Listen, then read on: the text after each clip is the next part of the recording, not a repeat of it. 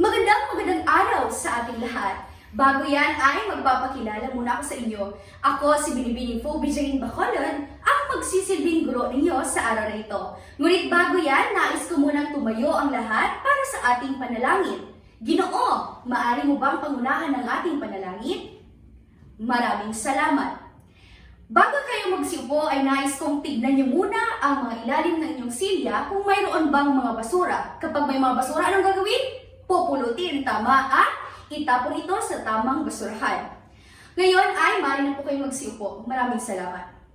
Ngayon, Binibining Kalihim, nais kong tanungin ito sa iyo. Mayroon bang liban sa araw na ito? Okay, wala. Maraming salamat. Yun ang gusto ko. Walang liban para lahat ay may kaalaman. Maraming salamat. Bago tayo magsimula sa ating formal na talakayan, ay may inihanda akong layunin na nais kong matamo ninyo pagkatapos ng ating klase. Sa loob ng isang oras ng talakayan, ang mga mag-aaral ay inasahan na natutunan ang mga sumusunod. Una, nauunawaan ang kahulugan ng maikling kwento at mga elemento. Pangalawa, napapahalagahan ang bawat elemento sa pagbuo ng sariling maikling kwento. At pangatlo, na isa sa katuparan ng malinaw ang mga elemento sa pagbuo ng sariling kwento. Ngayon, class, bago tayo tumungo sa ating talakayan, ay mayroon akong inihandang mga larawan na kung saan ito ay aking ipapakita sa inyo at ang nais kong gawin ninyo ay isaayos ito ayon sa pagkakasunod-sunod ng pangyayari. Kapag nakuha nyo na ang pagkakasunod-sunod ng pangyayari, nais kong bumuo kayo ng sarili niyong kwento ayon sa mga larawang inyong isinaayos.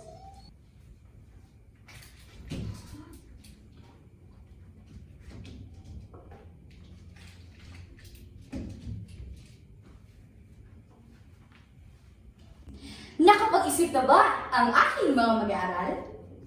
Dahil ito'y inyong maisaayos na, ano kaya ang kwento sa likod ng mga larawan na ito? Magaling aking mga mag-aaral! Maaari bang bigyan ninyo ng palakpakan ang inyong mga sarili? Ang inyong mga kasagutan ay may punto. Sadya nga magagaling ang aking mga mag-aaral. Tiyak kong may ideya na kayo sa ating paksang tatalakayin sa araw na ito. Sa tingin mo, Binibini, ano kaya ang paksang ating tatalakayin? Magaling, Binibini! Tama ang kanyang sinabi. Ang paksang ating tatalakayin sa araw na ito ay tungkol sa elemento ng maikling kwento. Maaari bang basahin niyo ulit ng sabay-sabay at malakas? Maraming salamat! Ngayon, class, ay ihahati ko kayo sa tatlong pangkat. Ito magsisilbing unang pangkat, pangalawang pangkat, at pangatlong pangkat. Ngunit bago tayo magsisimula at bago ko ipapaalam sa inyo ang ating gagawin, ay nais ko munang ipakilala sa inyo ang ating scoring board. Ang scoring board nito ay tinatawag nating bomba karera. Bago tayo magsimula, kapag tinawag ko ang pangkat isa, nais kong sumigaw ng stop the car! Stop the car! Magaling! Kapag tinawag ko naman ang pangkat dalawa, nais kong sumigaw ng bomba na! Bomba na! Kapag tinawag ko naman ang pangkat tatlo, ay nais kong sumigaw ng power! Power! Magagaling! Ngayon, class, nasaan ang pangkat isa? Stop the car! Nasaan naman ang pangkat dalawa? Bomba na! Nasaan naman ang pangkat tatlo? Power! Magagaling! Bigyan ng palakpakan ng iyong mga sarili.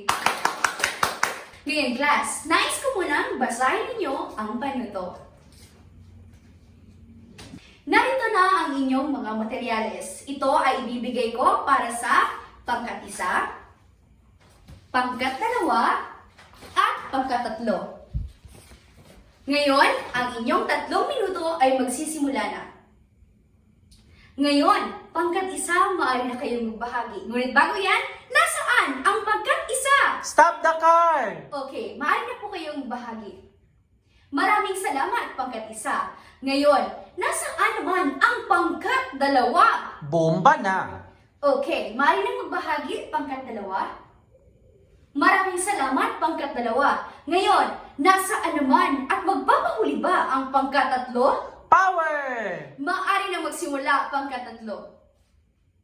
Maraming salamat pangkatatlo. Bigyan natin ng Stop the Car clap ang ating mga sarili. Ngayon, paano nga ba ang Stop the Car clap? Ganito lang yan, class. Simple-simple. 1, 2, 3. 1, 2, 3. Stop the car, kuya! Ready? 1, 2, 3, go! 1, 2, 3. 1, 2, 3. Stop the car, kuya! Magaling! Lahat ng inyong mga kasagutan ay may punto. At kung nakikita natin sa ating bomba karera chart ay nangunguna ang pangkatatlo. Bigyan natin ng masigawang palakpakan ang pangkatatlo. Ang inyong mga gawain ginawa kanina ay may kaugnayan sa paksang ating tatalakayin sa araw nito. At ang paksang ito ay ang elemento ng maikling kwento. Maaari bang basahin ng sabay-sabay? Maraming salamat! Ano ang maikling kwento? Ayon kay Edgar Allan Poe na nakikita natin sa ating visual aid na nandito siya, ayon kay Edgar Allan Poe, siya ang tinaguriang ama ng maikling kwento. Sinasabing ang maikling kwento ay karaniwang natatapos basahin sa isang upuan lamang. At ito ay nagdudulot ng aliw at karaniwang kapupulutan ng aral sa buhay. Para sa inyong kaalaman, ang maikling kwento ay isang akdang pampanitikan na ginagamit natin sa paaralan upang magbahagi ng kwento sa ating mga mag-aaral. Kapag sinabi natin maikling kwento at sinasabi nga dito na ito ay natatapos sa isang upuan lamang dahil nga sa salitang maikli, ito ay natatapos kaagad. Ngayon, para sa ating unang elemento, Binibini, maaari mo bang basahin ng malinaw at malakas? Maraming salamat, Binibini. Pag sinabi nating tauhan, ito ay simpleng tumutukoy lamang sa mga individual na gumaganap sa kwento at nagdadala ng aksyon. Malinaw ba, class? Para naman sa susunod na elemento natin, Ginoo, maaari mo bang basahin ang nakapaskil sa ating visual aid? Okay, magaling, Ginoo. Kapag sinabi nating tagpuan, ito ay simpleng tumutukoy lamang sa panahon o lugar na kung saan naganap ang aksyon o mga pangyayari sa loob ng akda. Para sa ating pangatlong elemento ng maikling kwento, narito ang banghay. Ginoo, maaari mo bang basahin ito ng malakas at malinaw? Maraming salamat. Kapag sinabi nating banghay, upang mas maintindihan ninyo, ito ay simpleng tumutukoy lamang sa pagkakasunod-sunod ng kwento. At ito ay may tatlong mahalagang bahagi. Ito ay, una ay ang simula, pangalawa ay ang gitna, at pangatlo ay ang wakas. Malinaw ba, class? Okay, magaling. Ang sunod naman na elemento natin ay ang simula. Kapag sinabi nating simula, ito ay ang kawilihan ng mga mambabasa ay nakasalalay nga dito sa bahaging ito. Dito matutunghayan ang pagpapakilala ng tauhan at tagpuan na narinig nyo na kanina na ibinahagi ni Ma'am kung ano ang tagpuan at tauhan. Ayon sa mga textbook sa maikling kwento, dito unang nabubuo ang interes at tono ng naratibo na kung saan kailangan nating maging makabuluhan at nakakapukaw ng interes ang ating isinusulat sa simula ng kwento. Sunod naman ay ang tunggalian. Binibini, maaari mo bang basahin ng malakas at malinaw? Maraming salamat. Kapag sinabi nating tunggalian, ito ay simpleng tumutukoy sa salungatan, yung mga problema, mga sigalot na nangyayari sa isang kwento.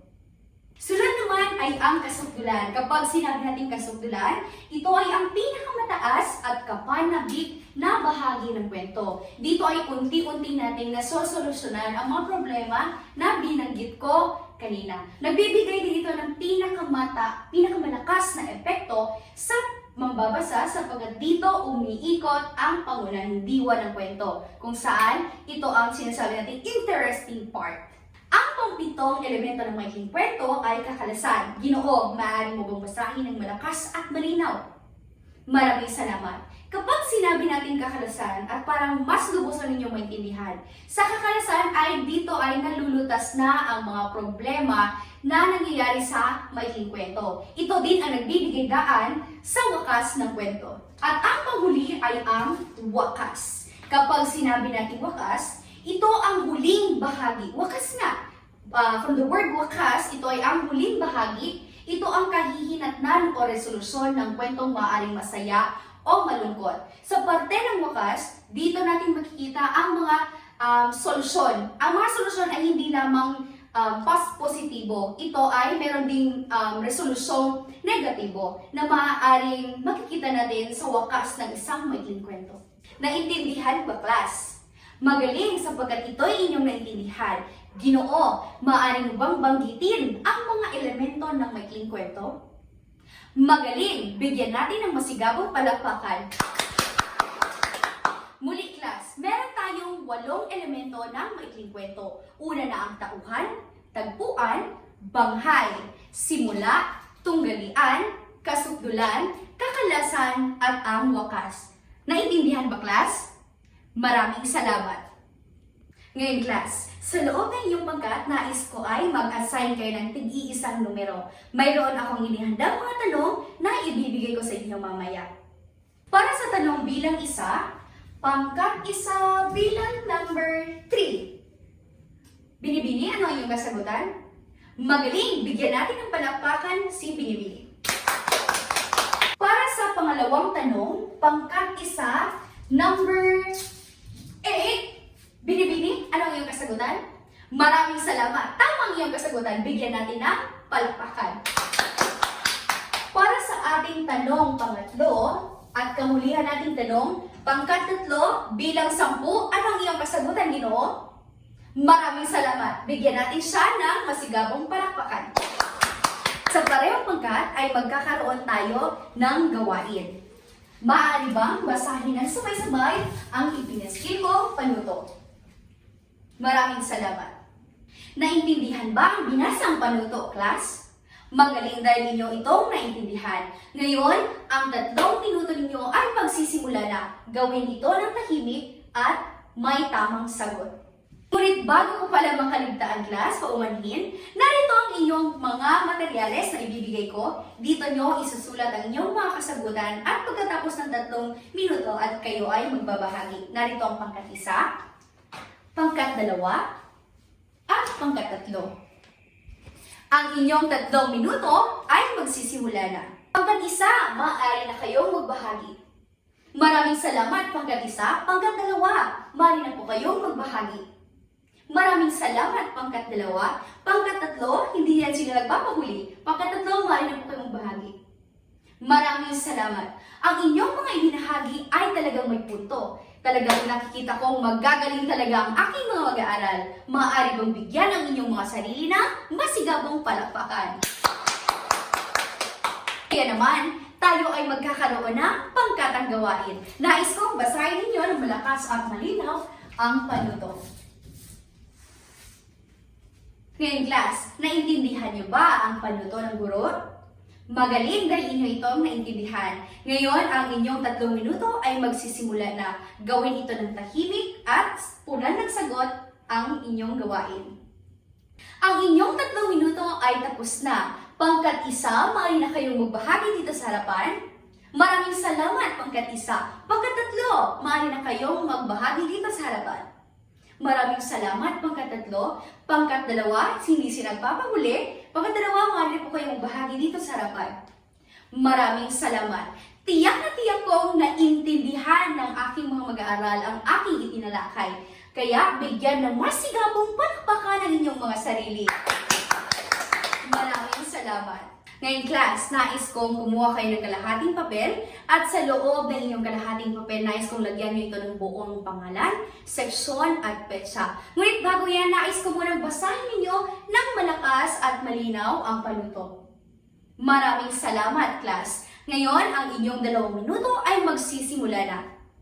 Ang inyong 2 minuto ay tapos na, kaya class, lahat ng papel ay ibigay na dito sa harapan.